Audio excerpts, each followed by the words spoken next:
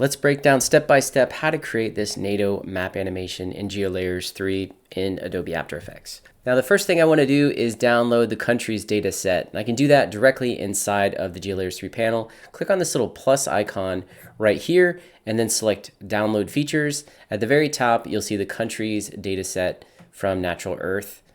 Now I have this in my feature browser. So what I want to do is I want to add a column of feature properties to this data set that specifies what countries are member states or NATO member states.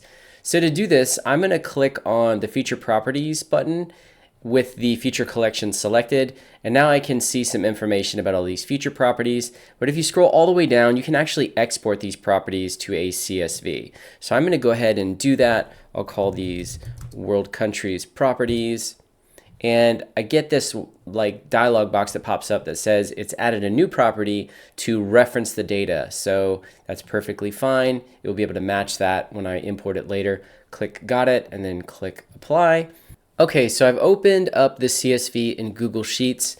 Now there's two real ways I could go about this. I can manually add a column here and call it NATO, and then just go through here and add a Y for every specific NATO member country. Now over here on the NATO website, you can see that there are 32 member states, so that's not that many. I could do that manually, but I want to try and see if an LLM will do it for me. So I have ChatGPT open. I'm just going to click on add files right here, and we'll add the CSV, and I'm going to do a simple prompt.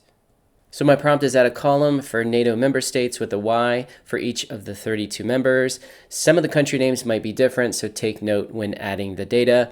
Maybe this prompt will work on the first try, so let's give it a go and see what happens. Now again, 32 isn't that many. I could manually do this, but I just want to show you what you can do with an AI agent. So if you're adding a lot of different data sets, you can just quickly do it using this method and then verify and cross-reference everything later. It's probably still much faster than trying to do this manually. Yeah, and it's trying to decide which column to use, so I could have specified that in my prompt. All right, there we go. It took 48 seconds and it's telling me it did it, and it told me what column it used right here, and here's the CSV. Let's just quickly download this and see what it gives us.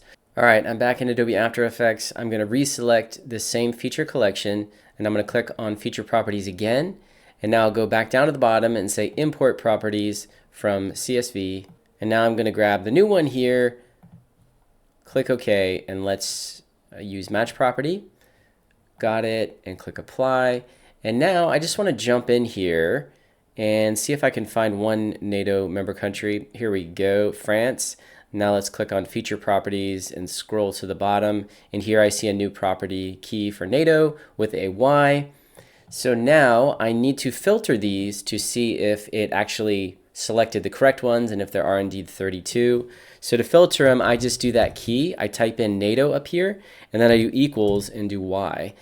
And it indeed looks like these are the 32. Be aware that when you filter things, you need to have everything be exactly case sensitive and spelled correctly, otherwise it will not work.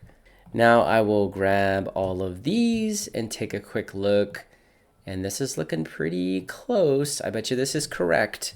So I could just draw these out as shape layers in GeoLayers right now, but if you look, we have countries like Canada, Norway. These have huge coastlines, and if I'm drawing these out as shape layers, it's going to be a lot of vertices. It's going to give me a warning. It's going to slow everything down. So what I'm going to do is I'm going to create a separate raster tileset map comp of just this particular shape of the NATO countries. So how do we do that? Well, we need to export this as a GeoJSON. So with all these selected, I'm going to click on Export Features, and I'm going to call this NATO Countries. For the next step, I want to create my base maps and start to put everything together inside of After Effects here. So now I'll click on Create Map Comp, and we can just call this one World Map Comp. This will be our bottom base map, and I'm going to use this universal raster. So this is from Natural Earth. It's totally free to use in any case. You don't even have to use attribution if you don't want to. I am going to click on Create. So now we have this here. I will control click to finalize so we can see some high res imagery here. And now I'm going to go back to here, this little button, and create another map comp. make sure that the link view is set to world map comp so that it follows our world map comp, and call it NATO. And now I will click next. Now this is the key. You want to use the DataViz choropleth imagery profile right here. So click on it. You'll see this little layout here. Click on it again, and now you have the settings here where you can specify what you want to use for your data. This really allows you to connect to a GeoJSON on your local drive. So just click right here and go grab that NATO countries GeoJSON. Now I can see I have this shape on transparency. And again, this is going to be raster, so it's going to be super snappy and punchy, unlike shape layers. If you've ever worked with choropleths before, you can even specify a property name here and then do a dynamic data-driven visualization, but we're not going to be doing that. I'm going to click apply because I just want to use this as an individual shape right here. Click create. And now we have this shape right here. So now I'll control click this to finalize. So now since this is like raster tiles, I need to finalize this as well for it to look crispy crisp. Okay, so now I basically have this shape in place. Now I just need to style it as I would like it to be styled.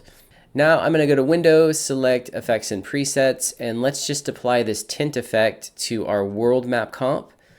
And for NATO, let's do a blue color. So we're going to do fill, and I want to search for whatever the heck that blue color is for NATO. So I'm going to go back to our ChatGPT here and just say, give me the hex of NATO blue. I don't know if this is correct, but let's go with it. This isn't an official map animation. I'll paste this in here. That looks NATO-y. Okay, so now we have the blue against this tinted background.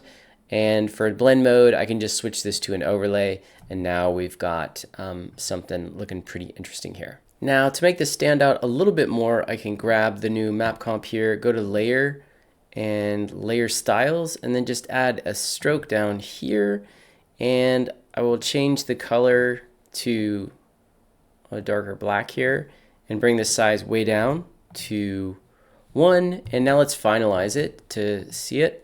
It's looking a little bit better, and now we can turn the opacity down ever so slightly, so now it's just, you know, standing out a bit more. Now we do have a problem. I just realized that Greenland is not on here. So what I can do is under these features, I can just go grab Greenland, download it here, and then add it to this feature collection. And now I can export this feature collection again. Let's call it NATO countries V2, and now I will go back to my NATO map comp right here, click on edit imagery, and now I can just switch this one for V2, and now watch over here, it should populate Greenland artifact. There we go. Bada bing, bada bang, bada boom. Apply, and now finalize, and there you go. I've just added that country pretty quickly. And now as a final step, I have added an adjustment layer here with a little vignette, and I went to the style guide on NATO's website here and got their little, basically their logo here, this little black version. I'm going to turn on collapse transformations. So I could do something like put this in the center, so I'll do Control Home, and if we want to do a quick animation, I can just pin this to the map. So let me get the map where I want it. So maybe we want the map to be, maybe we want this logo kind of over the Atlantic. And what I can do is I can pin this to the map. So we pin it, set it to 3D, and then when it's selected, I'll go to Effect Controls, and I can say Scale with Map, Rotate with Map. And now I will go to the height slider, and I can bump it way up. So this will give us some parallax when we start to move it, and I'll scale it down a little bit.